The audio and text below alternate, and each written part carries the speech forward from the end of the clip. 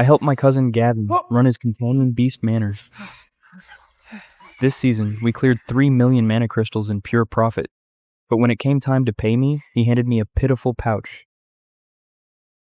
He said the manor and capital were his. As for me, I was just a servant who poured elixirs into incubation pools. I glanced at the meager pouch. I didn't argue or make a scene. I just took the money in silence and went straight to lease the most dilapidated property in Holy Light County, a place everyone shunned as a cursed, abandoned castle. Not long after I walked away, Gavin's manor pulled in nothing. His high-priced companion beast eggs cracked open, oozing foul, greenish-black toxic sludge as shrieking wraiths swirled from the ruined shells, filling his estate with rotting death. Meanwhile, my once cursed castle courtyard was filled with magnificent, high-tier, primordial companion beasts.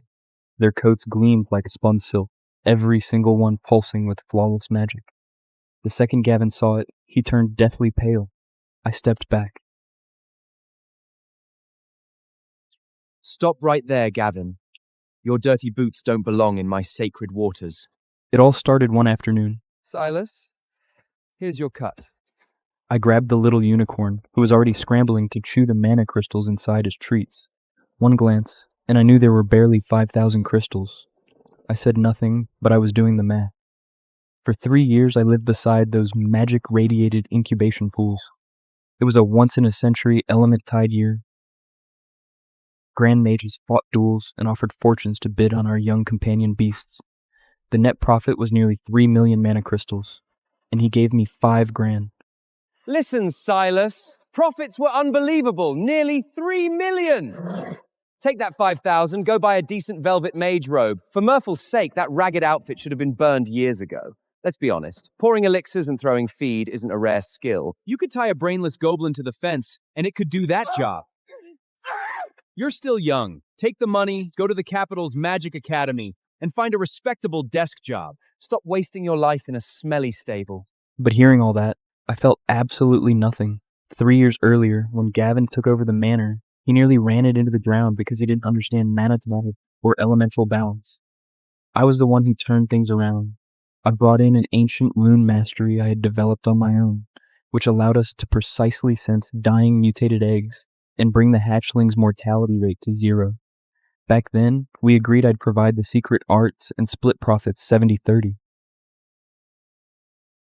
He said we were family, and as the older cousin, he'd never let me get the short end of the stick. All right, Gavin, I'll take the money. Good man. Go enjoy a vacation. Oh, one more thing. The defective half-breed runt in Pen 3 won't stop shrieking. Go quiet it down before you leave. I walked away without looking back. In Pen 3, a panicked, dark element wolf pup instantly quieted down at my touch, nuzzling its soft head against my palm. Gavin had no idea this runt was already sold for a fortune to the legendary archmage of the royal court. Thank goodness the high-tier hatchlings were already safely sold to those powerful lords. I knew exactly what was coming. Without my hidden rings, the incubation springs would soon curdle into barren silk, and no egg would ever hatch alive again. Gavin would soon face ruined contract. I didn't return to town. Suddenly, a commotion broke out by the harbor. Those high-tier hatchlings, about to be shipped to the lords, broke free from their golden cages. They ignored their elite handlers, rushing frantically through the crowd just to nuzzle my boots.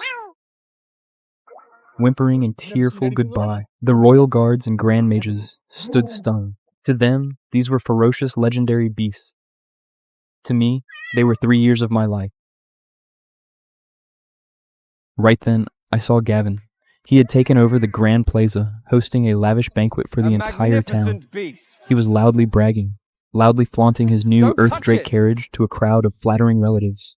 I sneered and turned away, walking toward the darkest edge of Holy Light County, the abandoned, cursed castle grounds. It was covered in toxic rot and death magic. Even town beggars refused to come near. But as I knelt and touched the withered soil, feeling the deep, dormant, magical ley lines beneath, a wild idea ignited in my mind. Gavin thought anyone could do my job.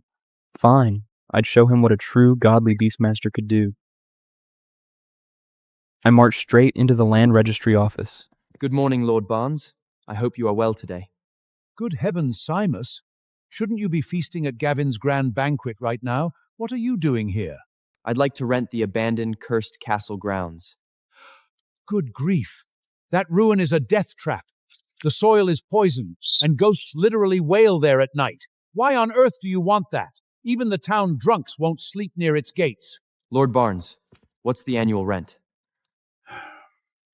If you're dead set on committing suicide, it's 1,000 crystals a year, a nominal fee just to get it off our books.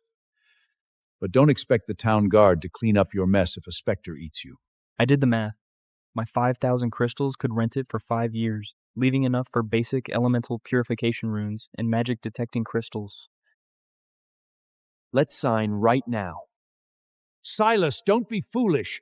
Gavin just made a fortune. Go ask him for a real job. The contract, please. After signing, I ran to the castle, trembling with excitement. The grand courtyard was caked with black, toxic slime, and the air reeked of rotting death. To everyone else, it was hell. To me, it was a gold mine. When the townspeople heard I'd rented the cursed castle, they all gathered at the gates to gossip. Silas has lost his mind! A pile of haunted rubble, and he plans to breed companion beasts there? He's completely obsessed. Gavin gave him 5,000 crystals, and instead of buying a decent house, he blows it on a graveyard. What an idiot! Even Gavin drove over in his Earth Drake carriage, looking utterly smug. Hey, Silas, buddy! If you don't know how to spend that money, I'll take you to the premium taverns in the royal capital. Why cling to a pile of cursed junk and look like a bum? I ignored him, putting on an apron to shovel the toxic sludge alone. But that night, after the onlookers left, rustling sounds came from the forest. One by one, dozens of small companion beasts leaped over the castle walls. They were the injured, defective runts I had secretly healed and saved behind Gavin's back over the years. Recognizing my scent, they had escaped. With happy chirps, the little shadow pups, wind ferrets, and earth moles immediately started digging and purifying the sludge with their magic, helping me rebuild my new home. I worked with the little beasts, using starlight moss and elemental feathers to build the coziest nests. For 2 weeks I mended gear at the pier by day to hide my tracks and transformed the castle by night. Then a miracle happened. The toxic sludge was entirely gone. The incubation pools now overflowed with crystal pure, radiant liquid that perfectly simulated a legendary ancient dragon nest. It was so perfect that the incredible magical scent wafted out, immediately attracting several rare, majestic wild beasts from the deep forest. They sneaked in, checking out the premium nests, eagerly preparing to lay their precious eggs here. Just as everything was ready, heavy footsteps approached. Quick, hide! I whispered softly to the little animals at my feet, and they promptly slipped into the shadows. Hey, Silas! Still messing around with this haunted heap of rubble? I just captured a bunch of filthy goblins from the wild. They work for free under my whip, gathering resources day and night. Keep playing in the mud, buddy. Suit yourself, Gavin. He left, laughing, completely unaware that his downfall had already begun. The moment Gavin left, the forest behind the castle shook. The irresistible scent of starlight moss and pure mana had driven the wild beasts into a frenzy. They weren't just inspecting the nests anymore, they were outright rioting to claim. A majestic frost-winged griffin roared, ice crackling as it tried to nest in the central pool. Suddenly, a massive, obsidian-scaled earth titan beetle burst from the ground, its horns glowing with magma, slamming into the griffin to push it away. A legendary storm bee circled above, unleashing lightning, eager to snatch the high ground nest. Trees shattered and boulders flew as these terrifying, high-tier creatures clashed furiously, turning the courtyard into a chaotic battlefield. My rescued little ferrets and moles shivered, hiding behind my boots. Enough! The terrifying griffin froze midair. The massive beetle lowered its horns, and the fierce eagle quietly glided down. These wild, destructive titans suddenly looked like guilty puppies. Line up. No fighting in my sanctuary. Or no one gets a nest. The backyard of my ruined castle transformed into the most bizarre, high-tier beast sanctuary the continent had ever seen. The terrifying frost-winged griffin, with a wingspan that could block the sun, sat upright like a well-behaved house cat, its massive talons neatly tucked in. Next to it, the mountain-sized Earth Titan beetle flattened its obsidian armor, carefully squeezing its magma-glowing horns so it wouldn't scratch the walls. Even the fierce storm eagle folded its wings, suppressive lightning reduced to tiny, playful sparks, patiently waiting its turn. I walked down the line with a clipboard made of oak.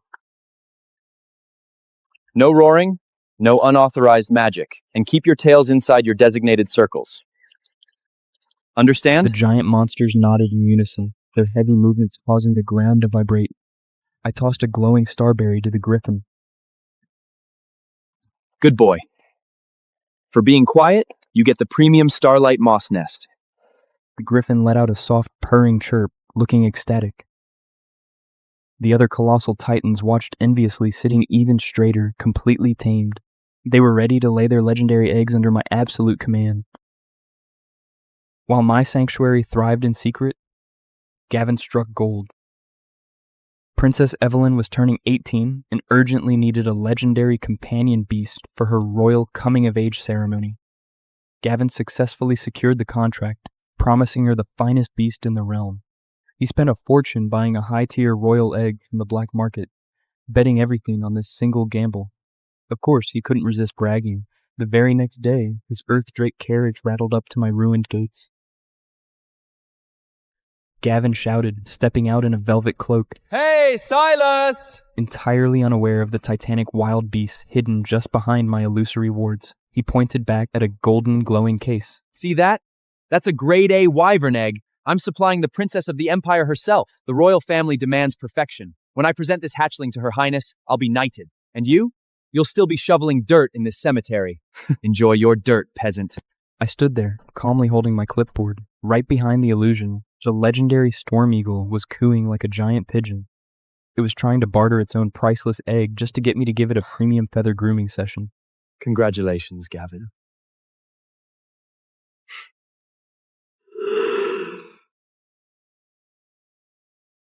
The moment Gavin's carriage rattled away, I dropped the illusion. The tense atmosphere vanished instantly. The legendary storm eagle immediately let out a needy chirp, nudging my shoulder.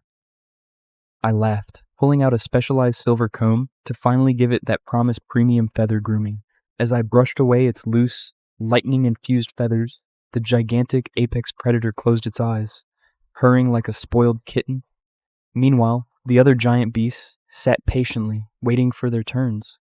I walked down the line, feeding the frostwing griffin some frozen mana fish, and massaging the Earth Titan beetle's obsidian shell with soothing elemental oil. This wasn't just a sanctuary. They'd accepted me as their pack leader, trusting me completely with their unborn lineage. As night fell, a deep stillness settled over the courtyard. I sat by the radiant incubation pool, watching the massive eggs glow softly in the dark.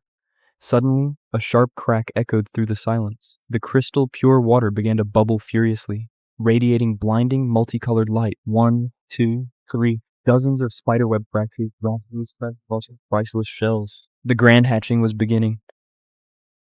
The divine incubation pool bubbled, and several legendary eggs cracked open at once. Within seconds, I was completely buried under a chaotic avalanche of newborn, fluffy, mythical cubs. A tiny shadow pup chewed on my boots, while a miniature frost griffin purred, nuzzling my neck. Suddenly, a blinding crimson light erupted. The divine tier egg hatched, revealing a baby phoenix covered in glowing, fiery down. It let out a loud chirp, flapped its unstable little wings, and tumbled backward. Instead of landing safely, the clumsy little bird accidentally caught a rogue draft of wind, and went shooting over the castle wall like a miniature comet. I gasped, shoving the other clinging cubs aside. I chased the streak of fire across the valley, but the energetic runaway was too fast. To my horror, it flew straight through the open balcony window of the grand, high-walled royal castle nearby. Desperate to save my newborn chick before the royal guards turned it into a pincushion, I scaled the stone walls and sneaked inside, tracking the scent of burnt feathers directly into the majestic royal chambers. Tracking the scorching heat, I searched the winding palace corridors, but the clumsy baby phoenix was nowhere to be seen. Suddenly, I bumped into a mysterious girl. She wore a deep hooded cloak that concealed her face, with an elegant, gem-encrusted rapier hanging at her waist. Before I could speak, a distinct whiff of burnt feathers hit my nose, and a thin wisp of smoke was literally escaping from beneath her cloak. Excuse me, have you seen a tiny flaming bird around here? A bird? No, absolutely not. The girl blurted out, her voice slightly squeaky as she nervously adjusted her cloak, trying to hide a glowing crimson bulge near her chest. I'm just practicing fire magic. Move along, citizen. I frowned, noticing a charred hole on her sleeve. But since this was the royal castle, I didn't want to cause trouble. Right. Sorry to bother you. The moment my footsteps faded, the girl let out a long breath and threw back her hood, revealing a breathtakingly beautiful face. She immediately pulled the chubby baby phoenix out, burying her face into its glowing, fiery down, Oh my gosh, you are squealing. the cutest thing ever. Yes, you are. Let's cuddle forever. From the deep shadows of the corridor, I leaned against the stone wall and slapped a hand over my face in pure disbelief. This was bad. Very, very bad. That chubby little bird wasn't just any creature. It was a divine phoenix, a mythical lineage so ancient and noble that its terrifying, universe-burning parents would never tolerate their royal offspring becoming a human's contracted pet. If they found out their sacred prince was currently being treated like a squeaky plush toy, they would likely incinerate the entire kingdom in a rage. It was purring ecstatically, rolling on its back inside the girl's arms, while she furiously rubbed its fluffy, smoking belly. You have the blood of the eternal sun, you absolute disgrace. Seeing that the runaway chick was perfectly safe and clearly enjoying its royal kidnapping before the palace guards spotted me, I quietly slipped away, leaving the legendary Titan and cloaked girl to their frank cuddling. After sneaking back, I fell into a restless sleep, only to be violently yanked awake at dawn. My little ferrets were frantically biting my sleeves, squeaking in pure terror. A massive domestic crisis was unfolding. The sky above the castle was burning crimson. I rushed outside to the courtyard, and my jaw dropped. Legendary divine phoenix parents had arrived to take their baby home, radiating suffocating, world-ending heat. But down below, a full-blown melodrama was happening. The hooded girl from the palace had somehow tracked the scent here. She was currently on her knees, crying her eyes out, tightly hugging the baby phoenix. Please don't take him. We belong together. The giant father phoenix let out an angry, thunderous screech, aiming its blinding solar beams right at the girl. Wait! Let's talk this out! I'm so sorry. The hooded girl wailed. I lied to you yesterday. I stole your little fiery chip. But I love him so much, please don't let them take him. Faced with two crying puddles of helplessness, I sighed. Look, your child has chosen its path. The baby phoenix let out a flurry of desperate, heartbreaking chirps. But I have a solution. If you let him stay with her, I will construct a portable, high-tier divine nest for you. Infused with starlight moss and pure elemental magra, it will perfectly simulate your ancient home, and you can carry it anywhere in the world. The raging solar flames in the father phoenix's eyes flickered, then dimmed. The mother phoenix tilted her massive head, thoroughly enticed by this irresistible luxury real estate. They looked at each other, then nodded slowly. The deal was struck. Overjoyed, the girl squealed, and suddenly planted a quick, grateful kiss right on my cheek. Now that the panic had passed, I realized she was an absolute mess. You can't go back to the palace looking like a burnt potato. The intense phoenix fire had burned her elegant cloak into tattered rags. Come inside. You can wash up in my castle. And her face and hair were completely covered in black soot, making her look like a cute, runaway chimney sweep. I led her into the newly restored drawing room. But a new problem arose. My castle didn't have any spare clothes, let alone luxury dresses for a lady. I grabbed my coin pouch, Wait here. I'll run into town and buy you a fresh change of clothes. leaving her safe under Okay. the watchful eyes of my giant, well-behaved beast guardians. Down in the town square, I ran right into Gavin. Still shoveling dirt, Simus? Who was guarding his grand carriage with a smug smirk. See this wife and egg? Princess Evelyn is a legendary magic prodigy and notoriously cold. No one in the Empire has ever seen her smile. I'm hatching it under premium mortar lamps first. Princess Evelyn is a legendary magic prodigy and notoriously cold. No one in the Empire has ever seen her smile. Gavin sneered, blocking my path. She demands absolute perfection. When I present her with a freshly hatched royal dragon, I'll be her chief knight. You, meanwhile, will die alone in your muddy dump. Good luck with that, Gavin. I muttered, pushing past him without wasting a single second. Man, royal princesses sound exhausting. Glad I don't have to deal with high and mighty snobs like that. I bought a silk dress and rushed back. I handed her the silk dress, but she was far too distracted to change. This mysterious girl was completely weaponized by the sheer cuteness, peppering me with 10,000 questions at once. What does this shadow pup eat? Can I brush the little griffin's feathers? Oh my gosh! Look at its tiny paws! Can I bottle feed them right now? Please? She gasped, her eyes shining with pure excitement. Right on cue, the chubby baby phoenix puffed out its chest, hopping onto a wooden crate like a tiny, majestic king. It let out a sequence of arrogant, high-pitched chirps, gesturing with its wing toward the other mythical cubs. It was proudly introducing its underlings to her, fully convinced that every legendary beast in my sanctuary was its loyal servant. The other cubs just blinked lazily. Under my guidance, she instantly began mixing enchanted milk formulas, her mysterious aura utterly forgotten. I leaned against the wall, laughing. This chaotic girl was a natural-born caretaker.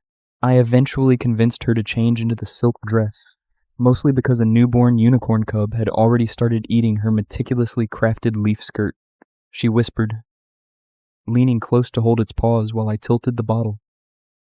Our shoulders brushed, the air suddenly warming. As my fingers shifted, they accidentally brushed against her hand. A tiny jolt seemed to snap between us. We both froze. Her eyes were like dazzling violet gems. I quickly pulled my hand back, clearing my throat. You, have a natural touch with them.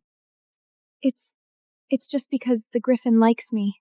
She murmured quickly, as she suddenly became intensely interested in adjusting the griffin's tiny wings. Her voice was softer now, lacking its usual confidence. Don't misinterpret things. Yet, she didn't move an inch away from my shoulder, her fingers trembling slightly against the cub's fur. Everyone back home expects perfection from me.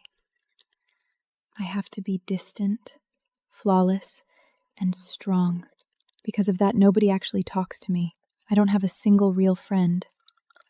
It's exhausting, always wearing a mask. A heavy crown to carry, even if it's an invisible one. Drink this. It helps. She took a sip, the sweet honey warmth instantly bringing a genuine, soft smile to her lips. She looked up at me, her violet eyes filled with sudden curiosity. She whispered, leaning closer. You're different. You possess such terrifying, legendary beasts, yet you live so peacefully out here. Who are you really, Simus? Why hide your incredible talents in a place like this?